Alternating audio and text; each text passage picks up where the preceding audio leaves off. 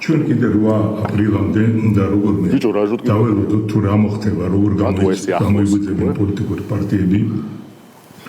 შეიძლება რაღაცა მოყვეს, იმიტომ დღეს იმდენად არათმის თქმელი იყო ეს ჩვენი პრეზიდენტის გამოსვლა, რომ პოლიტიკური პარტიები მოვლენ ცოტიაზე, მაგრამ თუ ისინი ვერ გაერთიანდნენ. 8 აპრილს მე მაქვს ესეთი წინადადება, რომ ჩვენ დავიღოთ ხელისუფლება ჩვენ ხელში. აუ შენიძე დაუშვი მანანა დაუშვი დაუარე და ამიტომაც შევიკრიბოთ 8 აპრილს და აღარ დავიშალოთ მანამდე სანამ ჩვენი მოთხოვნა. შეგაიყარე მიზია. ჩვენ გვაქვს მარტო ეს გზა. ჯერ ბიჭო. სხვა გზა არ აქვს. ჩვენ იარაღს ვერ ავიღებთ ხელში და ვერ ვიუნებთ. ჩვენ არ აქვს სხვა გზა. ჩვენ მაგციებმა ანუ გააჩერე. იარაღს რო ვერ აიღებს, მისი ოდენ მორალური გადაწყვეტილება თორე ვაშკაცი და მამაცია. გესმის?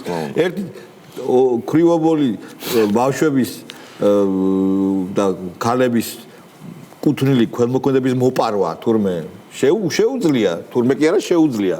ამ მართლა მაიმს ნებისმიერ ადამიანს, მოდი ეგრე დავყოთ, ნებისმიერ ადამიანს, ვინც ამ ბატონივით ქველმოქმედებას იყენებს იმის რომ ძარცვოს